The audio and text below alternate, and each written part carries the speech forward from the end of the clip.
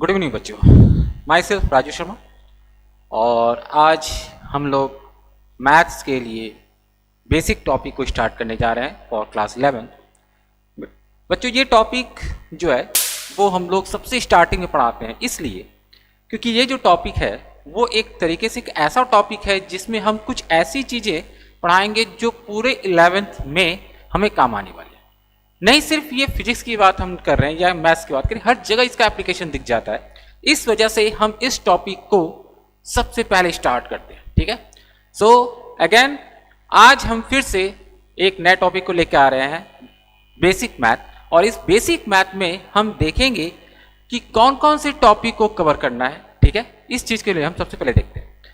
तो देखिए, अगर हम बेसिक मैथ की बात करें तो ये it is a combination of topic. इसमें हमने कुछ टॉपिक्स को डाला हुआ है। ठीक है, ये टॉपिक हमें फिजिक्स में, केमिस्ट्री में और मैथमेटिक्स में भी काम आने वाली है, इसलिए हम लोग यहाँ पर सबसे पहले इनको कवर करेंगे। तो इस टॉपिक में हम लोग जो कवर करते हैं वो है logarithm, inequality, modulus, greatest integer function and fractional part, function, limit, differentiation and integration. तो ये कुछ हमारे पास 8 टॉपिक्स हैं जिसको हम कवर करने वाले हैं और हम यहाँ पर हर एक टॉपिक को बेसिक से कवर करेंगे ताकि आप लोग को आगे किसी भी तरह की दिक्कत मैथ्स में, फिजिक्स में या केमिस्ट्री में ना हो। ठीक है, तो आज हम लोग इस टॉपिक को स्टार्ट करते हैं। तो हम लोग का जो पहला टॉपिक है इसके अंदर वो है लॉगरिथम। तो बच्चों लॉगरिथम की अगर हम बात करें, ये हम लोग का एक तरह से क्लास 9th और क्लास 10 से ही थोड़ा बहुत स्टार्ट कर दिया जाता है ताकि बच्चे इस टॉपिक से फैमिलियर हो जाएं, क्योंकि इस टॉपिक का एप्लीकेशन जो है हम लोग को क्लास 11th में और 12th में भी काफ़ी दिखता है। ठीक है, इसलिए हम लोग क्लास 9-10 से थोड़ी बहुत इस चीज़ को बताते हैं। तो आज हम लोग लॉगरिथम को ही डिस्कस करने जा रहे हैं और हम लोग बिल्कुल बेसिक से स्टार्ट करेंगे ताकि आपको एक छोटा से छोटा कॉन्सेप्ट भी क्लियर हो जाए यहाँ पर। ठीक है, तो सबसे पहले हम बात करते हैं कि लॉगरिथम है क्या। ठीक है, और हम इसे क्यों स्टडी करते हैं, इसका क्या रोल हो जाता है। तो देखो, लॉगरिथम की अगर हम बात करें तो ये एक ऐसा टूल है, ठीक है, जो पहले हम लोग बहुत पहले कैलकुलेशन में यूज करते थे। ठीक है, और ये लॉगरिथम अभी का नहीं, ये बहुत ही एंशिएंट टॉपिक है। इसको हम लोग अक्सर बड़े बड़े कैलकुलेशन में यूज किया जाता था। अब हम उसी टॉपिक को यहाँ पर हम डिस्कस कर रहे हैं। तो लॉगरिथम को हम किस तरह से सबसे पहले डिफाइन करेंगे इसकी बात करते हैं। तो देखिए, लॉगरिथम की अगर हम बात करें तो लॉगरिथम जो है हम लोग का एक अनदर कह सकते हैं कॉम्प्लीमेंट्री होता है एक्सपोनेंशियल इक्वेशंस के। मतलब जब हम लॉगरिथम इक्वेशंस की बात करते हैं या लॉगरिथम रिलेशंस की बात करते हैं तो हम लोग के माइंड में ये चीज आना चाहिए कि जब हम किसी एक्सपोनेंशियल इक्वेशन को एक अनदर वे से रिप्रेजेंट कर सके तो वो हम लोग का जो रिलेशन बनेगा वो रिलेशन कहलाएगा लॉगरिथम रिलेशन। ठीक है, जैसे अगर हम लोग के सामने एक रिलेशन दिया जा रहा है a की पावर b इक्वल टू सी। ध्यान से देखिए, a की पावर b इक्वल टू सी, जहां पर हम लोगों ने a को और c को पॉजिटिव लिया। भाई इस बात को ध्यान रखना है, a और c क्या है, पॉजिटिव नंबर है। ठीक है, तो अगर a और c हम लोग का पॉजिटिव है और इस तरीके से कि a को अगर पावर b से राइज किया जाए तो वो c बन जाए। ठीक है, a को अगर हम पावर b से राइज करें वो क्या बन जाए, c बन जाए। तो अगर हम इसी रिलेशन को एक अनदर वे से रिप्रेजेंट करना चाहे तो वो जो मेथड है, वो जो टूल है, वो कहलाता है लॉगरिथम। तो लॉगरिथम के थ्रू हम इस चीज को कैसे रिप्रेजेंट करेंगे, तो लॉगरिथम के थ्रू हम लोग रिप्रेजेंट करेंगे इस तरीके से, यानी कि log of c to the base a equal to b। ठीक है, अब क्वेश्चन ये आता है कि आखिर लॉगरिथम की जरूरत क्यों पड़ी हमें यहां पर।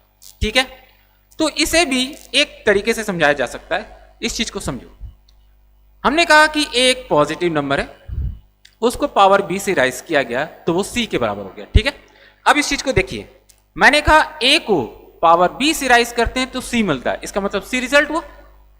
अब कभी कभी ऐसा क्वेश्चन पूछ दिया जाए कि भाई यहां पर हम 2 को किस पावर से राइज करें, किस पावर से राइज करें कि वो 32 बन जाए।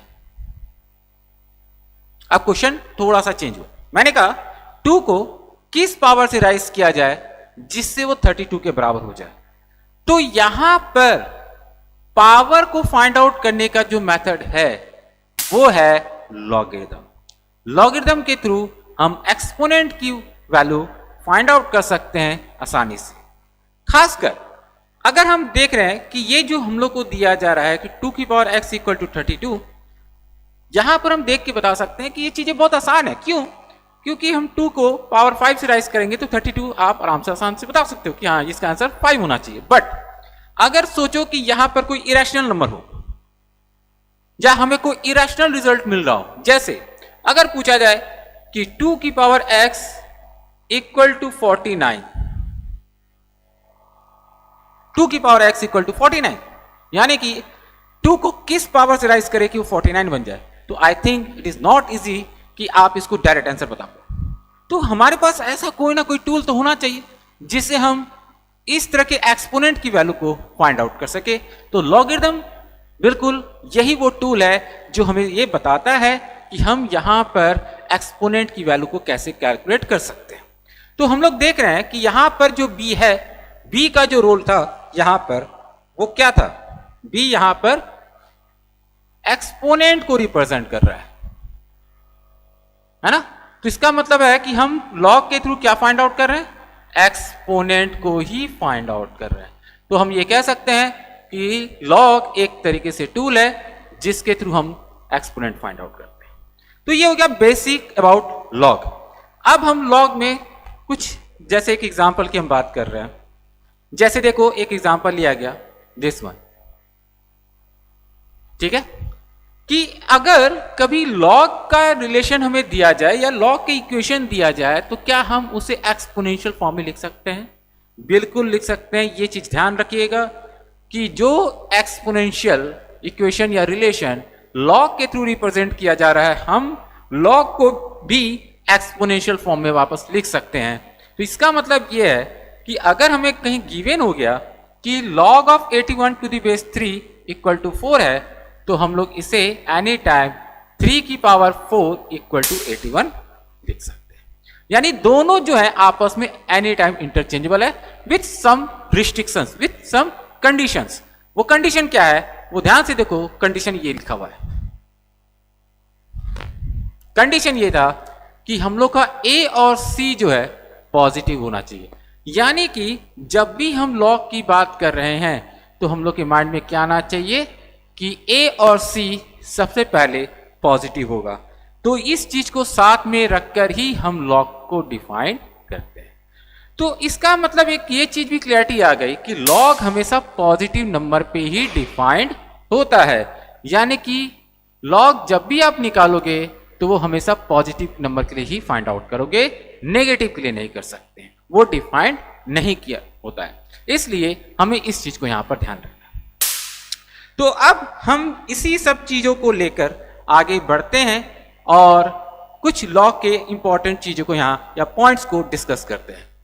तो यहां पर जैसे फर्स्ट पॉइंट जो है वो हम लोगों ने कंडीशन की ही बात की है कि यहां पर जो कंडीशन है वो कुछ इस तरह से है कि जो एक्सप्रेशन है हम लोग का log a to the base b, ये मीनिंगफुल कब होगा, जब a हम लोग का ग्रेटर देन 0 और b भी हम लोग का ग्रेटर देन 0 हो, और साथ ही साथ हम ये भी कंडीशन अप्लाई करें कि b हम लोग का डोंट इक्वल टू 1 होना चाहिए। इस बात को ध्यान रखना है कि जो b है, जो बेस है, वो 1 नहीं हो सकता, क्योंकि अगर ये 1 हो जाएगा तो लॉग डिफाइंड नहीं हो पाएगा। इस चीज को हमें ध्यान रखना है।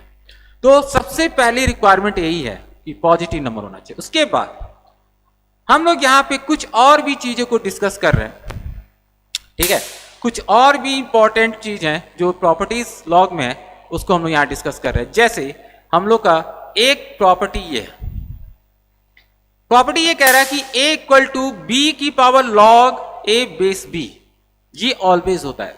अब हम लोग के माइंड में आएगा कि ये चीजें कैसे ट्रू हो गई, तो इसको हम लोग इस तरह से देख सकते हैं। जैसे अगर आपसे कहा गया कि a इक्वल टू बी की power log a base b है, हमें ये दिखाना है कि ये ट्रू है। तो एक काम हम ये कर सकते हैं इसमें कि हम इसे क्यों ना लॉगरिथम फॉर्म में लिख लें। ठीक है, ध्यान से देखो, हम लोगों ने पहले वाली स्लाइड में जस्ट इसी चीज को देखा था कि a की power b equal to c है, तो b equal to log c base a होता है ना।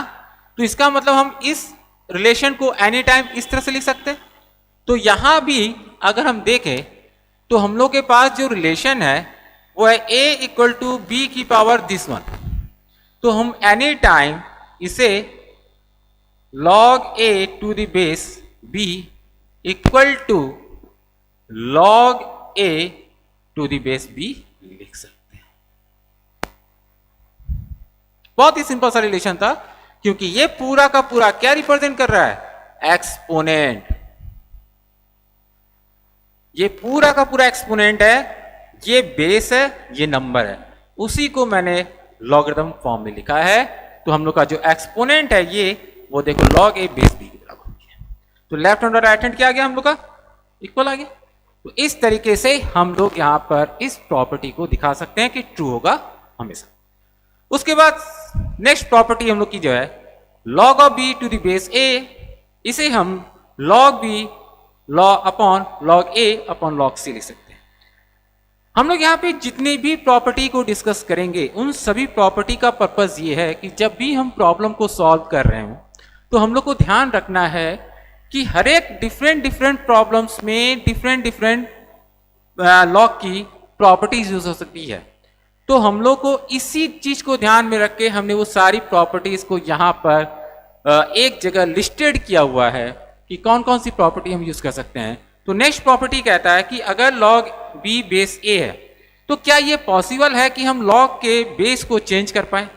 तो हम लोग का नेक्स्ट कंसर्न ये है कि क्या पॉसिबल है कि हम कभी भी log में बेस को चेंज कर सकते हैं या नहीं अपने अकॉर्डिंग। तो देखो हम लोग यहाँ पर any time log b base a को log b base c upon log a base c लिख सकते हैं।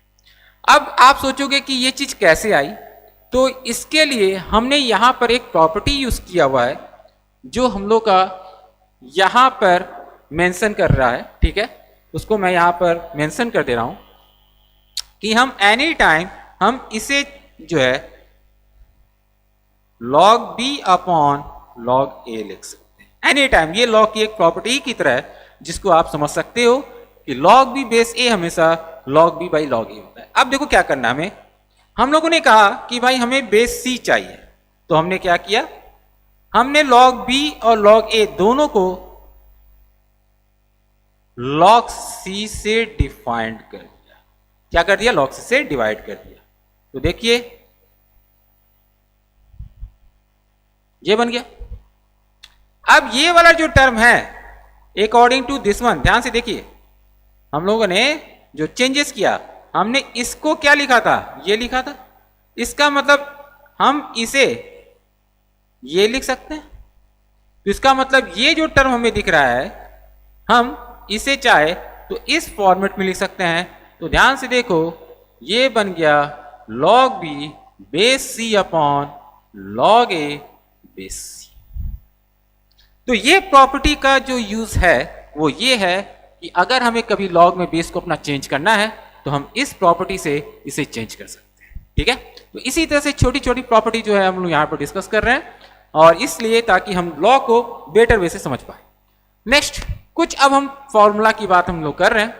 यहाँ पर जो फॉर्मूला हम लोग को बहुत काम आने वाली है प्रॉब्लम सॉल्व करते वक्त, तो जिसमें सबसे फर्स्ट फॉर्मूला हम लोग का कह रहा है कि log ऑफ mn, अगर m और n दो नंबर्स हैं और ये हमने मॉड लगाया हुआ है इस वजह से कि अगर हम लोग कभी भी log लेंगे तो पॉजिटिव नंबर पे ही लेंगे, इसलिए यहां पर हम लोगों ने क्या लगाया, मॉड लगाया हुआ है।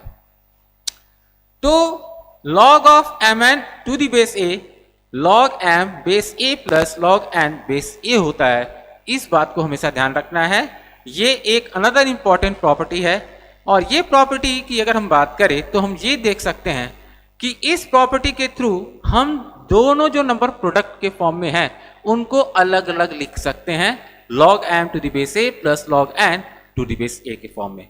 तो ये बात को ध्यान रखना है कि ये प्रॉपर्टी तब यूज करना होगा जब log जिस नंबर पे लिया जा रहा है उनको अलग करना है, उनको सेपरेट करना है, तब ये प्रॉपर्टी यूज करेंगे।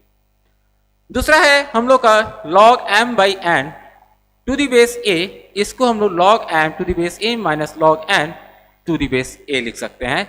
यहां भी हम लोग जो भी चीजें डिस्कस कर रहे हैं, ठीक है, कि यहां पर m बाई n हम लोग का जब लिखेंगे तो नंबर यहां भी अलग हो रहा है, लेकिन उनके बीच नेगेटिव साइन है, यानी डिवीजन होगा तो माइनस होगा, इनटू होगा तो प्लस होगा। इस बात पर ध्यान रखिएगा। नेक्स्ट प्रॉपर्टी है कि अगर हम किसी भी नंबर को राइज करते हैं किसी पावर से, जैसे n से राइज किया गया पावर से, तो हम इस पावर को एनी टाइम आगे मल्टीप्लाई कर सकते हैं। ये पावर पॉजिटिव हो नेगेटिव हो इससे कोई फर्क नहीं पड़ता है। इस बात को ध्यान रखना है कि हम लोग का जो m है, ये बात को ध्यान रखना, m जो है वो पॉजिटिव होना चाहिए, ठीक है। n का पॉजिटिव होना या नेगेटिव होना कोई फर्क नहीं पड़ता है, ठीक है। एन पॉजिटिव हो सकता है नेगेटिव, तो n हम लोग का बाहर आ जाएगा, तो प्रॉपर्टी कुछ इस तरह से डिफाइन हो जाएगी। नेक्स्ट है log b to the base a। जैसे मैंने कहा कि यहां पर हम लोग बेस को चेंज करते हैं, तो बेस यहां भी हम चेंज करके कुछ इस फॉर्मेट में लिख सकते हैं, इस तरीके से। ध्यान से देखिए, ये भी बहुत ही सिंपल सा है। इसको आप इस तरह समझिए कि जैसे मान लो हम लोग ले रहे हैं log of b to the base a को, जो प्रॉपर्टी हमने डिस्कस किया था log b by log a की फॉर्म, है ना। अब करना क्या है, log c से डिवाइड कीजिए, तो log b upon log c, ठीक है, into log c upon log a। इसे हम इस फॉर्मेट में लिख सकते हैं। अब ये वाला जो टर्म है ये क्या बन जाएगा, log b बेस c, और ये क्या बन जाएगा, log c बेस a। तो इस तरह से देखिए ये प्रॉपर्टी हम लोग का प्रूफ हो जाता है। तो इसी तरीके से हम लोग बेसिक चीजों को यूज करके इन सारे फॉर्मूला को हम लोग दिखा सकते हैं कि वो हम लोग का ट्रू है। नेक्स्ट प्रॉपर्टी है कि अगर हम लोग यहां पर एक नंबर ले रहे हैं इस तरीके से log ऑफ n, जहां बेस a की पावर k है, इस बात को ध्यान रखना, बेस a की पावर k है, तो हम एनी टाइम इसे 1 by k log of n to the base a लिख सकते हैं। अब आपके माइंड में आया कि ये चीज कैसे हुई, तो इसको हम इस तरह से देखते हैं। देखो, हम इसे कुछ इस तरह से लिखेंगे डिवीजन फॉर्म में, a की पावर k, फिर ये जो k पावर में है अकॉर्डिंग टू प्रॉपर्टी ये क्या हो गया, बाहर आ गया भाई, तो log of n upon k into log of a हो गया। फिर ये वाला टर्म क्या हो गया, ये टर्म जो है वो वापस चेंज हो जाएगा log of n to the base a। तो इस तरीके से देखो हम लोग का ये चीज प्रूफ हो जाता है कि अगर कभी पावर बेस पर है तो वो भी हम लोग का आगे के डिवाइड हो जाएगा, अगर पावर यहां पर होता तो मल्टीप्लाई होगा, अगर पावर बेस पे है तो डिवाइड होगा। इस बात को ध्यान रखना। तो इस तरीके से हम लोगों ने देखा कि हम लोग इन सारे फॉर्मूला का यूज करके, ठीक है, बेसिक चीजों को, ठीक है, क्लियर किया हमने, और देखा कि अब हम इन सब फॉर्मूला को यूज कैसे करेंगे अपने प्रॉब्लम में। तो जो प्रॉब्लम मैं यहाँ डिस्कस करने जा रहा हूँ बहुत ही बेसिक प्रॉब्लम है, क्योंकि बेसिक से ही हमें चीज़ों को ज़्यादा क्लियरिटी आएगी कि हाँ कैसे अप्रोच करना है और कैसे लॉ के प्रॉब्लम को सॉल्व करना है। इसलिए हम बेसिक प्रॉब्लम से स्टार्ट कर रहे हैं। सबसे पहला प्रॉब्लम जो हम लोग का है, जो सिंप्लीफाई करना है, वह log of 81 to the base 3। तो देखिए, जब भी आप सिंप्लीफाई करते हो तो आपके माइंड में एक चीज सबसे पहले होनी चाहिए कि सिंप्लीफाई करने का मतलब होता है सिंपलेस्ट फॉर्म में लिखना। मतलब अगर ये हो सके तो हम लोग का जो नंबर दिया जा रहा है या जो भी चीज है वो इंडिपेंडेंट ऑफ लॉग, क्योंकि मोस्ट ऑफ द टाइम जब भी लॉग में सिंप्लीफाई करना होता है तो वहां पर होता क्या है कि हम लोग जो भी चीज फाइंड आउट करते हैं, जो आंसर आता है वो इंडिपेंडेंट ऑफ लॉग होता है। तो ये चीज एक माइंड में आपको पहले से सेट रखना है कि हो सकता है ये इसका आंसर लॉग में ना हो, इंडिपेंडेंट हो। तो अब इन सब चीजों के लिए क्या करना चाहिए, सबसे पहला काम, जब भी आप सिंप्लीफाई करते हो तो जो नंबर पे लॉग लिया गया है और जो बेस है उनके बीच एक रिलेशन फाइंड आउट करो। मतलब रिलेशन का क्या मतलब है, रिलेशन का मतलब है हो सकता है कि बेस को किसी पावर से राइज करने पर नंबर आ जाए, या नंबर को किसी पावर से राइज करने पे बेस आ जाए, ये चीज की बात मैं कर रहा हूं।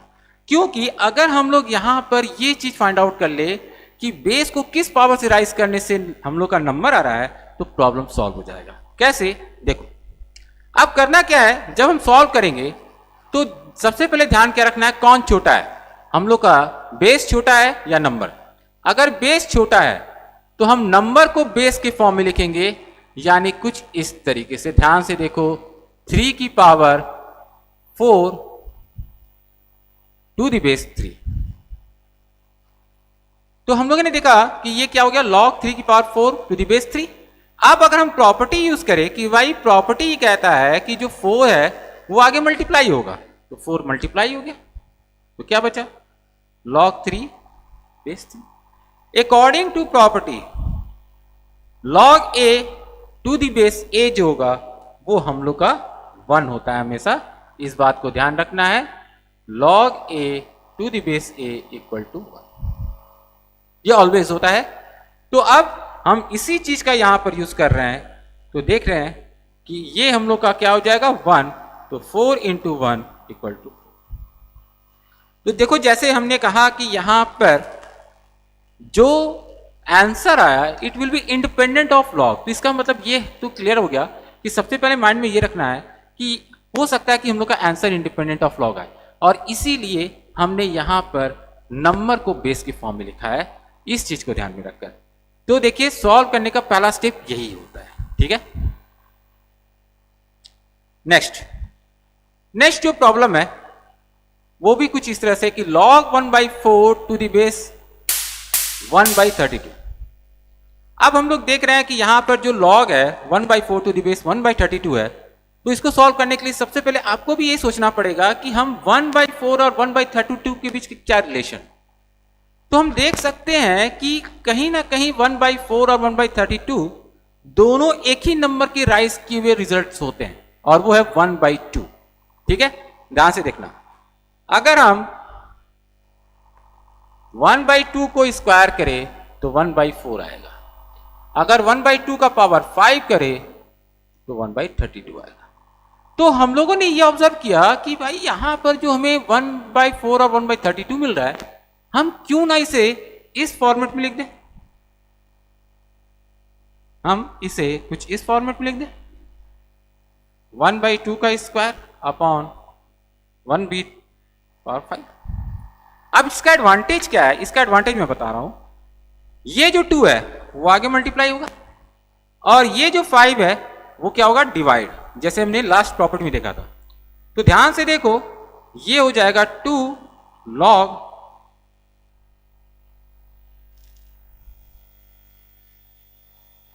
1/2, और यहां पर हो जाएगा डिवाइड में 5 1/2, ठीक है। ध्यान से देखो, फिर यहां पर क्या आ गया भाई, यहां पर चीजें क्या आ गई, ये ऐसा नहीं लग रहा कि ये log a to the base a है जो 1 होता है, इसका मतलब ये पूरा क्या हो गया 1, तो इसका मतलब आंसर हो गया 2/5। यहां पर भी हमने देखा कि किस तरीके से हम लोगों ने सिंप्लीफाई किया। तो सबसे पहले ये सोचा कि नंबर जो है वो किस फॉर्म में लिखा जाए और बेस किस फॉर्म में लिखा जाए, जिससे हम लोग का ये जो लॉग है इंडिपेंडेंट हो जाए, हम लोग का लॉग रिमूव हो जाए। तो हमने 1/4 को 1/2 के फॉर्म में लिख दिया, 1/32 को भी 1/2 के फॉर्म में लिख दिया, और फिर सिंप्लीफाई किया, तो देखो ये चीजें। तो इसी तरह से छोटी छोटी प्रॉपर्टी अगर हम यूज करेंगे तो हम लोग का प्रॉब्लम आराम से सिंप्लीफाई हो जाता है। नेक्स्ट जो हम लोग प्रॉब्लम की बात कर रहे हैं वो है दिस वन। ये भी एक अनदर प्रॉब्लम है जिसमें हम लोग देख सकते हैं कि 2-3 लॉग मल्टीप्लाई किए जा रहे हैं, तो थोड़ा बहुत कंफ्यूजन तो हो जाता है कि सर यहां पर कैसे प्रॉब्लम अप्रोच करें। तो एक चीज तो ये ध्यान रखो कि जब भी हम लॉग मल्टीप्लिकेशन फॉर्म में आते हैं तो हम लोग को कुछ ये चीज ध्यान रखना है कि यहां का जो बेस है, क्या यहां का जो नंबर है वो यहां के बेस से मैच कर रहा है, ध्यान से देखो, और यहां का जो नंबर है वो यहां के बेस से मैच कर रहा है। इस टाइप का कुछ रिलेशन आपको जरूर दिख जाएगा जब भी लॉग मल्टीप्लिकेशन फॉर्म में होते हैं, क्योंकि तभी ये जो लॉग है ना वो सिंप्लीफाई भी होता है, अदरवाइज सिंप्लीफाई पॉसिबल ही नहीं है। एक लॉग का नंबर दूसरे के बेस से मैच करेगा, दूसरे लॉग का नंबर तीसरे के बेस से मैच करेगा, और इसी तरह से ये चीजें कंटिन्यू रहेंगी, और ये चीजें कंटिन्यू रहेंगी तभी जाकर ये हम लोग का सिंप्लीफाई होगा। अब सिंप्लीफाई कैसे करेंगे, तो इसके लिए बस एक ही प्रॉपर्टी हम यूज करेंगे जो हम लोगों ने स्टार्टिंग में डिस्कस किया था, और ये है log a बाई log। हम इसी प्रॉपर्टी का यूज यहां पर करने वाले हैं। तो देखिए हम लोग अब इसको किस तरह से यूज कर रहे हैं।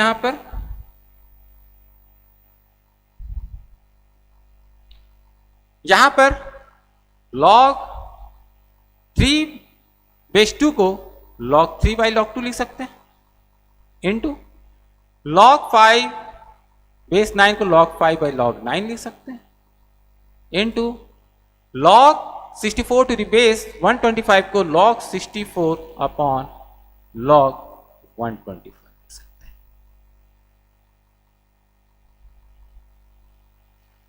ठीक है, अब सिंप्लीफाई करना स्टार्ट करते हैं। तो सबसे स्मॉलेस्ट फॉर्म में इसको लिखेंगे तो log 3 बाई log 2 रहने, तो इसमें कोई चेंजेस नहीं हो सकते, लेकिन log 9 को log 3 का स्क्वायर लिख सकते हैं, log 64 को स्मॉलेस्ट बनाने के लिए 2 की पावर 6 लिख सकते हैं, और log हम लोग का जो 125 है इसको 5 का क्यू लिख सकते हैं। हम लोगों ने इसको स्मॉलेस्ट फॉर्म में चेंज करना है। अब जितने भी पावर दिख रहे हैं उन सबको आगे मल्टीप्लाई कर दो। ठीक है, तो देखो ये क्या बन जाएगा, log 3 by log 2 into log 5 by 2 log 3 into 6 log 2 upon 3 log 5। अब इसको सिंप्लीफाई करो, देखो ध्यान से, log 5 cancel out, log 2 cancel out, log 3 cancel out, और ये 2 3 को कैंसिल आउट किया, 3 को कैंसिल आउट किया, आंसर आ गया। तो देखो किस तरीके से हम लोगों ने सिंप्लीफाई किया कि सबसे पहले तो ये समझ लिया कि जब लॉग मल्टीप्लिकेशन फॉर्म में तो ये प्रॉपर्टी यूज आपको करना है सिंप्लीफाई करने के लिए। फिर जो भी नंबर है उसको स्मॉलेस्ट फॉर्म में कैसे लिखे, यानी कि किसी पावर के फॉर्म में कैसे लिखे, जैसे 64 2 का पावर 6 होता है, 125 5 का पावर क्यूब होता है, इस तरीके से लिखना है हमको चीजों को, और तब प्रॉपर्टी उसके सिंप्लीफाई करना है, और सिंप्लीफाई करने के बाद ये हम लोग का फाइनल आंसर है। तो इस तरीके से हम लोगों ने देखा कि हम लोग यहाँ पे प्रॉब्लम को सॉल्व कर सकते हैं और हम लोग चीज़ों को समझ सकते हैं। तो बेसिक से आज हमने लेक्चर को स्टार्ट किया, और फिर हम लोग आगे भी इस चीज़ को बेसिक से कंटिन्यू करेंगे, और होपफुली आपको इस लेक्चर में सारी चीज़ें क्लियर रहेंगी, क्योंकि सारी प्रॉपर्टी हमने क्लियर किया है, सारी चीज़ों को डिस्कस किया है। नेक्स्ट क्लास में हम लोग इसी प्रॉपर्टी के साथ कुछ और अच्छे प्रॉब्लम को डिस्कस करेंगे। ठीक है, तो आज के लिए हम लोग बस इतना ही रखते हैं, फिर नेक्स्ट क्लास में हम लोग कंटिन्यू करेंगे। So good night and have a nice day.